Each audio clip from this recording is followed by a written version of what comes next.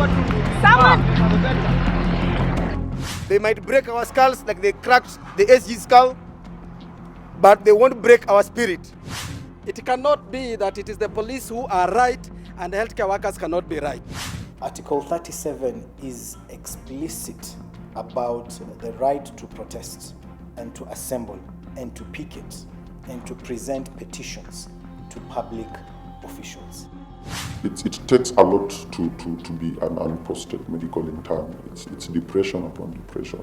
And so when you see us on the streets, we know what we are going through.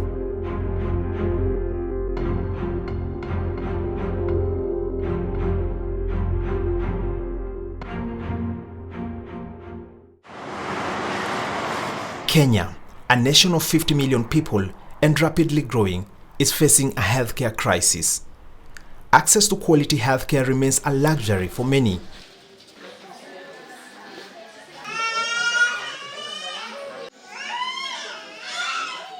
The doctor-to-patient ratio currently is standing at 1 to 17,000, falling way below the World Health Organization's recommendation of 1 to 1,000. As the nation grapples with these challenges, the role of medical interns has never been more vital. 27% of healthcare workers at Kenya's public hospitals are interns, according to KMPDU. However, delayed funding and bureaucratic hurdles is hindering their deployment, now exacerbating an already strained healthcare system. The launch of universal health coverage in Kenya was marked with a lot of optimism, and it was seen as what would position Kenya as a leader in Africa in the provision of quality and affordable healthcare. But the road towards this dream has been daunting, and one of the greatest challenges has been getting the right workforce. When you go to any level, 4, 5, 6, you are most likely to arrive than intern first. They receive casualty, they take to theater. Those in gynecology will do CSS, cesarean sections, even 5 in a shift, do ward rounds, they deliver normal. They do what the clinics, they do everything that a doctor does. The only difference is that an intern, before they make a final decision, they'll have to consult a medical officer now or a consultant to reaffirm the decision or change if there's need to. It's a mandatory period that you have to do for 1 year before you get licensed. So when they graduate and you tell them that they cannot go practice anywhere because they have no license, and then you keep them home for 8 months, what do you want them to eat? We are meeting Anthony, not his real name, a graduate of medicine. He has asked us to hide his identity for fear of being targeted by authorities. When he sat his national examinations at secondary school, he scored a straight A to emerge one of the top students nationally. This got him a slot to join the med school and pursue his dream career. He's, however, been out for almost 1 year, waiting to get his internship posting. A son of a single mother, he's barely surviving. The life of an unposted medic intern is, you're a Kenyan with no job. Your job is reserved. You're supposed to have a job, but because of failures of 2 or 3 people, you don't have a job. And you are trying to survive. You are eking a living out of doing menial jobs. If you have a boda, you're trying to do that. If you have a farm somewhere, you're trying to do that. And over time, it takes a toll on you because that's not what you studied for.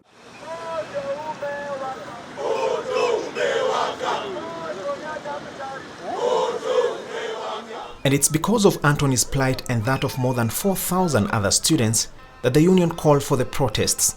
Anthony was in the front lines alongside the injured KMPDU Secretary General, Dr. Davji Atela, that started from KMA Plaza.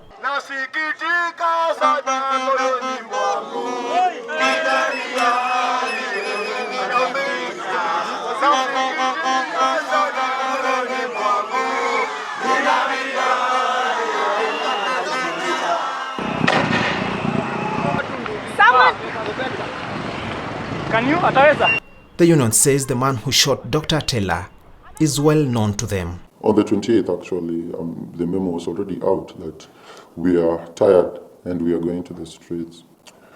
But when we got to the intersection, the Ngong Road, the intersection part, the police in charge, he was like wearing different clothes from the rest. I think he had senior position or something. He held a tear gas canister.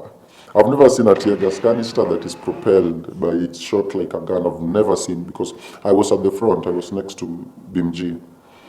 And so BIMG, before that, BIMG knew that, well, this is not going to end well, because we are marching and the police were supposed to give us security. All hell was starting to like break loose. And so when we reached this road, I see a tear gas canister coming towards BIMG. It was aimed at his chest, by the way. But he dodges, and he dodges just in time for it to hit his head. During that moment of confusion, Dr. Atela's deputy Dr. Dennis Misikela mobilized help, rushing him to Nairobi Hospital. If that projectile had hit HG on the forehead, something different will be talked about. But it hit him on the head, he fell down, stunned, and so this interns had to pick him up and start looking for a good Samaritan to take him to the hospital. This was really profits, guys were not willing, but this lady who opened her car and took him in, and they rushed him to the Nairobi hospital. At the Nairobi hospital, Dr. Atela was admitted at the Lady Macmillan ward number 3. Here, security was round the clock, and the highest surveillance locked out the media, despite growing public interest in the matter. However, with the help of an undercover reporter, we managed to interview him on phone. The police who directly projected the tear gas on my head, or the projectile that you used on my head, had an intention to eliminate me, because the moment you target someone's head, the damage that always occurs is always quite severe. So he was not having an intention just to threaten my life, he was having an intention to eliminate me, particularly on this particular process. Ideally, because he's somebody who's known, was covered on the video, he should have been arrested.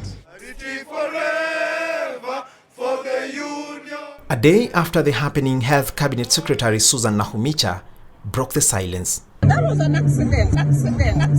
I don't think anybody intended to hurt the SG, and I called him myself and told him. Nobody wanted to hurt him. It was just to disperse, but by bad luck, ikamugonga kichwa. The union says immediately after the incident, they tried to record a statement at Kilimani police station, but were turned away. I am meeting Khalid Hussein, a human rights lawyer who has handled several cases touching on police use of excessive force. So how does this fit in the broader context of human rights violations? Article 37 is explicit about the right to protest and to assemble and to picket and to present petitions to public officials. This is very clear in the Constitution. In this particular case, KMPDU did issue a notice. They actually presented that particular notice to the police station, and it was received. However, despite having met all the legal requirements, we all know what happened. This particular individual was specifically targeted by the police. And we've heard stories here and there saying that it was an accident, or, we didn't mean to do it, it wasn't planned for. What a coincidence that you actually went for the man in question directly. And, an accident, it's not just a scar. They didn't just touch him anywhere else, but targeted the head.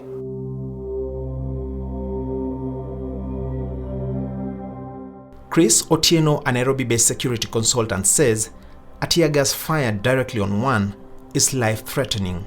So when we hear of these kinds of injuries to citizens of this nation, then we ask ourselves, the person lobbing that tear gas, the competency, is it something that requires questions?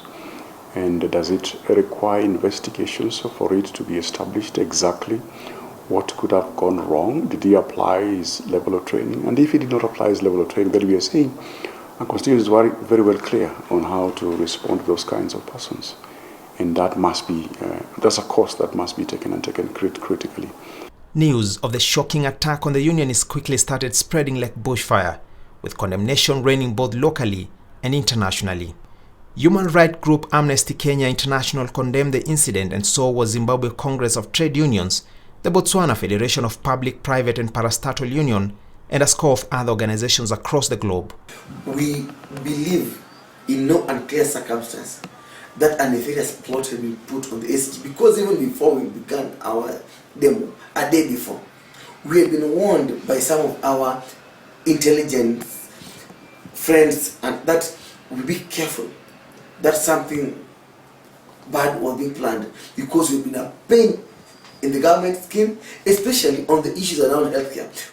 KTN's investigations unit contacted IPOA, the Independent Policing Oversight Authority that investigates police misconduct. The body said investigations were ongoing and that the matter was due to be presented to the Office of the Director of Public Prosecutions with appropriate recommendations. We are demanding for collective bargaining agreements to be rapidly negotiated so that we can have salaries that are commensurate to the changes in the market price of commodities. We are seeing Kenyatta National Hospital discriminating against doctors and against healthcare workers. It is the first time in history of this country that interns graduate and stay at home for over 1 year. We are seeing healthcare workers who are providing services diligently being dismissed unceremoniously. We will continue with demonstration today. We will come here next week and continuous weeks. Was Dr. Atela targeted for his outspoken advocacy? I am 100% convinced that the Secretary General, from the word go, was a targeted man, and whoever shot the tear gas knew very well what he was aiming at, and he did not miss his shot. This was no coincidence, this was no accident, but a deliberate attack on his life. And it's through Dr. Atela that KMPDU has grown to be the most vocal, most credible voice around healthcare advocacy in this country. And I'm sure some people may not be happy with that.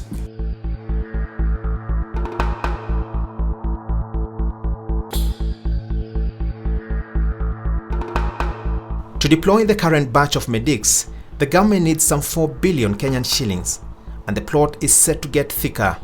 This is because come July later this year, there will be an additional 4,000 batch of medical students waiting in the wings to graduate and seek internship.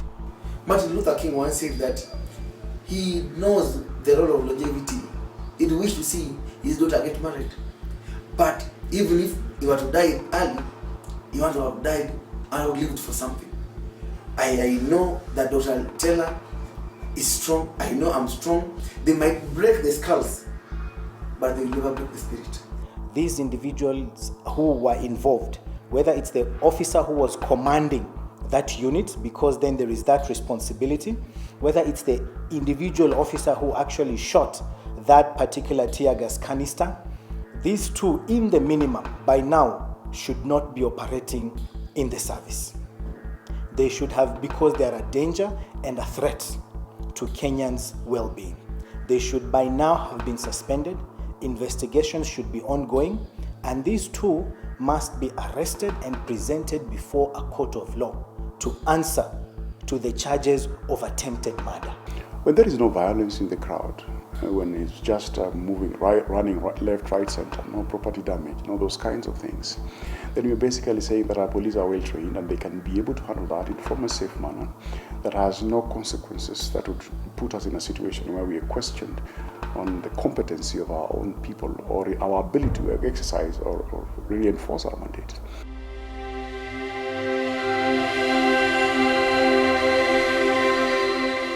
To students out there, keep on studying, keep on reading, work hard. Medicine is still a promising course. Choose it because that's where your passion lies. Don't be cowed. We are just dealing with a government that perhaps might not have adequate knowledge on what it takes to be a doctor. Let not that bring you down, tear your heart.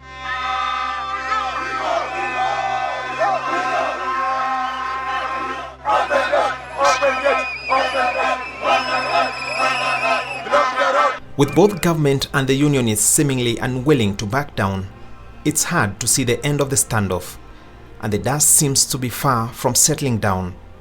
For now, the fate of over 4,000 medical interns is up in the air, and the struggle continues for men and women standing in the front lines of healthcare. Francis Ontomwa for Frontline Medics, KTN News.